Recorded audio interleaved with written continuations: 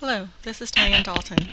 For the CIS 115 class, I'm giving this extra PowerPoint presentation on using data types because there's been a lot of confusion, so hopefully this will help clear things up. So you've seen this before. When you're writing programs, you have to declare your variables. Okay, so your variables can be several different types. There's two types of constants. One is a numeric constant, and that's something that doesn't change. So you might still give it a name in your program, like months. Well, we all know that there's 12 months in a year, and that's never going to change. Likewise, there's 7 days in a week. That's never going to change. So those are some constants that you might use in a program. Likewise, your literal constant might be a string. So for example, we know that January is always spelled the same way. Things like that. The day of the week, Wednesday, you can write that out and have that as a literal constant. Now other things, your variables are places in memory that can hold a different number at a different time or a different string at different points as they're going through the program. So pretty soon we're going to get to looping, where you start repeating the same calculations in a loop.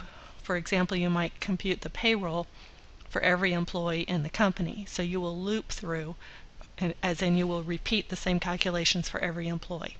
So your data type really tells your program how much memory is going to be taken up by each variable and what type of data it's going to be in there. So integers are stored in different bit patterns, different ways they're stored than floating point numbers or strings. Okay, so they each have a different way of storing the data. That's why it's important for your program to know what type of data is stored in what memory locations. So this is a confusing list. There's so many types.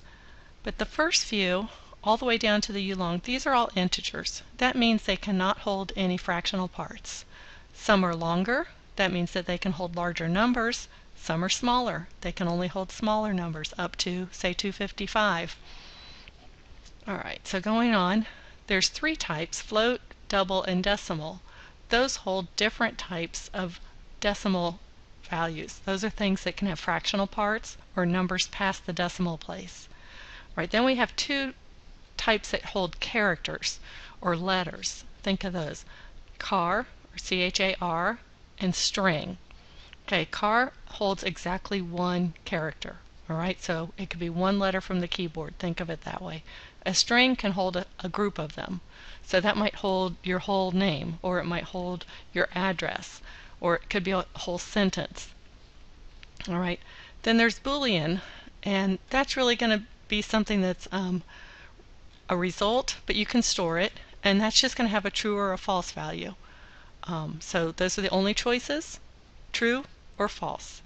And we'll talk a little bit more about objects later when we get into the GUI. But for right now, that's another type of data that can be stored. Right, so again, you're going to have to tell the program to reserve some space for the type of data that you need to hold. There's three basic types: your integer, your decimal, and your string. So as an analogy, when you're working with Microsoft Word, you know that you save your file and it has a .docx extension. And when you save a Microsoft Excel file, it's saved with a .xlsx extension. And those things help tell the program or the operating system how the data is stored in that file, so that it knows how to open and interpret the data. You're doing the same thing with a program. You're telling the computer and this computer program exactly how you're storing the data, so that when it needs to read it again, it knows how to interpret it. So we've used the word declarations. That might be a vocabulary word you're not familiar with, but think of it as an introduction. So think of it: hello, I'm an integer type variable, and my name is num1. When you read my memory location, you'll always find an integer. This is introducing you to a variable name and what type of data it's going to hold. We went through in Chapter 1 talking about the identifiers that are legal. Remember, you can't have any spaces in your identifiers. You can't start them with numbers, but you can give them just about any name you want, as long as you don't use one of those reserved keywords. So here's some others. Hello, I'm a string type variable, and my name is string address. Now, when you're writing a program, you can define this. You can pick whatever name you want. Right, going on. So here's some examples. These are some integer declarations. You use the keyword int, int. This is a variable name. You can pick that as long as it matches the requirements. And here it's setting it to an initial value of 25. Here's another example, int num hours is equal 0. So those are declarations and giving them initial values. You can actually put those on the same line. So you can use int my age equals 25, comma num hours equals 0. That defines both of these as integers. Some examples with decimal numbers. It's going to be most common for us, especially in beginning program, to just go ahead and use the keyword double for our decimal numbers. Some examples, you'll define it as the type double. Here's a possible variable name, hourly wage equals, and giving it an initial value. Double centimeters per inch equals 2.54. Double price equals 39.5. So again, the type, the name, and this is an initial value. You don't have to put that initial value in when you define a variable. You could just put the declaration, the type, and the name, the type, the name. Same thing with integer and the name. However, so later in the program, if you ever go and use that variable name, price, before you have assigned a value to it, you will get an error. So how do you assign a value to your variables? Well, basically that means you're putting it on the left side of an equal sign. The equal sign assigns something, right? So hourly wage equals, we're assigning this value to the variable hourly wage. Centimeters per inch equals 2.54. Okay, some integer examples. My age equals 25. Num hours equals 0. So if you notice, the type, we don't have the word double here, we don't have the word int here. It's not used again when you're assigning a value. It's only used once when you use it's only used once for the introduction. So what can you assign to a variable? That's what goes on the right side of the equation. Well, that could be a constant. It could be another variable. It could be something that you calculate, or it could be the result of some other method that you call. So the type of data that you assign should match the type it's being assigned to. So if you have a double variable, you should be setting it equal to another double result. So the most common mistake you're going to make, and I'm sure many of you have already made this, is to try and assign something to the wrong type. So let's go to some pictures, because I like to use pictures to explain things. Right, so if you have a double that you've defined and it's called hourly wage, if you want to assign a value to it, it has to be something that's also a double. So in this case, this is a double constant. It's a number with a decimal place. So that will fit. That's fine. If you have an integer and its age, you can assign to it another integer. And this is an integer constant.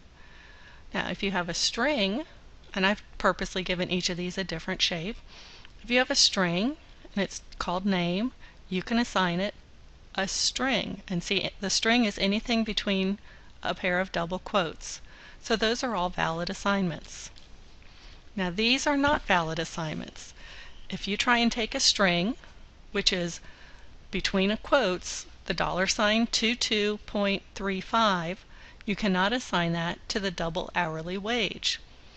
Likewise, if you have a number that's a floating point number or a decimal number, 18.75, you cannot assign that to an integer because the computer will not know what to do with that 0.75. It won't just throw it away because then your numbers would be inaccurate. You as the programmer have to explicitly tell it what you're going to do. You have to manage the types. Likewise, you can't just take an integer and put it into a string. A lot of times what you're going to get is something called an error, and it'll say cannot implicitly cast ... There's a lot of words past it, but when you say it cannot cast it, you're trying to put the wrong thing. You're trying to put a square peg into a round hole. Now, sometimes you can actually do the conversion. And there's some examples of this in the textbook, and you're going to use a lot of these as you're reading data from the graphical user interface and writing them back out. So when you read something in, anything that's typed in through the keyboard is by default a string. So as you type something in, if it's 22.35, you need to use a program called convert.toDouble. That will actually convert that to the value that you need of 22.35. Okay, so this is a string, it's in the quotes that was typed in, and then you have to convert it to fit into the variable name. Now, if you're trying to read in an integer, but somebody has typed in 18.75, this is going to give you an error. Now, this is something that we will learn later. It's using math methods, but we're not going to focus on that right now. But for now, just realize that you can't add a decimal place if you're trying to read something in that's going to be an integer. Now, if you're reading in a number and you want it to be a string, or you're trying to create a string, you can use something called a string.format. And you can take that number, whatever the value is, and you'll actually turn it into a string. And I need to emphasize that the string would be the character 2 followed by the character 1. That's how we represent 21. Computers are very picky about what's a string representation of a number and what is the number. Okay, so the character 2 followed by 1 we think of as 21, but the computer needs to think of it as a string. Right, now sometimes the computer and the compiler are smart enough to figure out how to convert one type to another. So if you're trying to take an integer, say the number 21, and put it into a variable that's a double, the compiler will do that. It's called an implicit conversion. In this case, the compiler is smart enough to add some zeros after the decimal place to save an integer as a double, and it does not change numerically the value. What happens when you start doing some math with your variables? Again, as you do your calculation is going to be done using whatever the variable names are. So if you've got integer numbers, you're going to do integer math. Well, what does that mean? That means you're always going to have an integer result. Okay, so in the first example, if you divide 22 by 5, you're going to get 4. You don't get 4 in a remainder, you don't get 4.4. You just get 4 because this is integer math. You have to get an integer result. Likewise, if you do 7 divided by 3, you're going to get 2. You don't get 2.5, you get 2. Alright, now what happens when you take that number, which is an integer, and you assign it to a double? You would think that then, then I'm going to get my decimal place. Well, no, because what happens is the calculation on this side, 22 divided by 5, is done first, and that's an integer result. So 22 divided by 5 is going to give you 4. Then it gets assigned into the value called, or the variable called ratio. Okay, so what ratio ends up in this example is 4.00, where you might have thought you were going to get 4.4. Right, if you need to do something like this, the right way to do it, to make sure you get those fractional parts of your number, is to do a typecast. So you can take this constant, or this number, and turn it into a double first, and then do the division. By making it a double first, that means you're going to do double arithmetic, and you will get the result that has the fraction. Okay, so that would give you the result of 4.4. I know it's a little bit confusing, and computers are very picky, but this is some of the things we're going to need to learn as programmers. So I hope this shines some light on data types. Keep trying.